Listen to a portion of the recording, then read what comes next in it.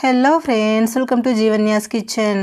Friends, இன்றைக்கி நம்ம சட்டுன்னு ஒரு 5 நிமிஷத்தில் செய்கிற மாதிரி நல்ல மொறுன்னு ஒரு தோசை ரெசிபி செய்ய போகிறோம். வீட்டில் இட்லி தோசைக்கு மாவு இல்லாத சமயங்களில் சட்டுன்னு இதை செஞ்சு முடிச்சிடலாம்.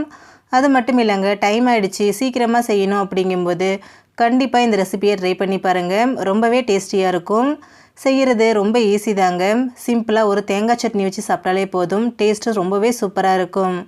இது எப்படி செய்கிறதுங்கிறத பார்க்குறதுக்கு முன்னாடி நம்ம சேனல் ஜீவன்யாஸ் கிச்சனை மறக்காமல் சப்ஸ்கிரைப் பண்ணி பக்கத்தில் இருக்க பெல் சிம்பிளையும் கிளிக் பண்ணிக்கோங்க. இது செய்கிறதுக்கு ஃபஸ்ட்டு ஒரு மிக்சர் ஜார் எடுத்துகிட்டு அதில் மீடியம் சைஸில் நல்லா பழுத்த தக்காளியை 2 தக்காளியை கட் பண்ணி சேர்த்துக்கோங்க. இது கூடவே 1 கப் அளவுக்கு பச்சரிசி மாவு. நான் நார்மல் பச்சரிசி மாவு தான் சேர்த்துருக்குறேன். நீங்கள் இடியப்ப மாவு இருந்தால் அதை கூட சேர்த்துக்கலாம்.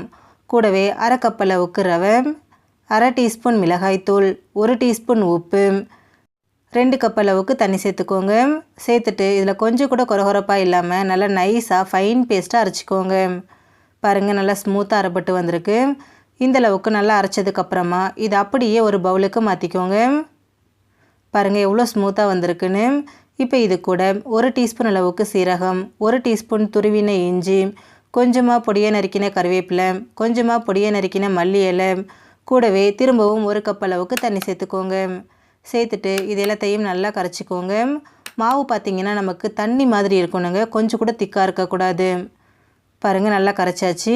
இப்போ ஸ்டவ்வில் தோசை தவா வச்சுருக்கேன். தவா நல்லா சூடானதுக்கப்புறமா மாவை இதில் சேர்த்துக்கோங்க. பாருங்கள், ஃபுல்லாக இந்த மாதிரி ஃபஸ்ட்டு சேர்த்துக்கோங்க. ஃபுல்லாக சேர்த்ததுக்கப்புறமா தவாவை கையில் எடுத்துகிட்டு நல்லா இந்த மாதிரி சுழட்டி விடுங்க. சுழட்டும் போது நமக்கு எல்லா இடத்துலையும் ஒரே மாதிரி ஈவனாக ஸ்ப்ரெட் ஆகி வரும். பாருங்கள், நல்லா ஸ்ப்ரெட் ஆகிடுச்சு. இப்போ இதில் 1 டீஸ்பூன் அளவுக்கு எண்ணெய் சேர்த்துக்கோங்க. சேர்த்துட்டு ஸ்டவ்வை மீடியம் ஃப்ளேம்லேயே வச்சுட்டு வேக விடுங்க. அப்போ தான் நல்லா வெந்து கிறிஸ்பியாக கிடைக்கும். இப்போ இது வெந்து செவக்கட்டும். பாருங்கள், தோசை நமக்கு நல்லா வெந்து கலர் மாதிரி செவந்து வந்திருக்கு. இப்போ இதை நம்ம எடுத்துடலாம். பாருங்கள் எவ்வளோ பர்ஃபெக்டாக வந்திருக்குன்னு. அவ்வளோதான் ஃப்ரெண்ட்ஸ், நமக்கு ரொம்ப சிம்பிளான முறையில் தக்காளி தோசை ரெடி ஆகிடுச்சு. ஃப்ரெண்ட்ஸ், நீங்களும் இதே மெத்தடில் தக்காளி தோசை செஞ்சு கொடுங்க. எல்லாருமே விரும்பி சாப்பிடுவாங்க. ஃப்ரெண்ட்ஸ், இந்த வீடியோ உங்களுக்கு பிடிச்சிருந்தா லைக் பண்ணுங்கள், ஷேர் பண்ணுங்கள், கமெண்ட் பண்ணுங்கள். ஜீவன்யாஸ் கிச்சனை சப்ஸ்கிரைப் பண்ணி பக்கத்தில் இருக்க பெல் சிம்பிளையும் கிளிக் பண்ணிக்கோங்க. அப்போ தான் நான் போடுற வீடியோஸோட நோட்டிஃபிகேஷன்ஸ் உடனுக்குடனே உங்களுக்கு வரும். தேங்க்யூ.